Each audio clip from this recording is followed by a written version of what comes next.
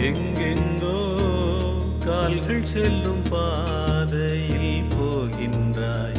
ஏதேதோ நாளை என்ற ஆசையில் வாழ்கின்றாய். உன் சொந்தம் இங்கு யாராரோ, நீ சொல்லிக் கொள்ள யார் யாரோ. நீ வாழும் வாழ்வில் அர்த்தம் என்ன என்றே நீ சொல்லு. எங்கெங்கோ கால்கள் செல்லும் பாதையில் போகின்றாய்.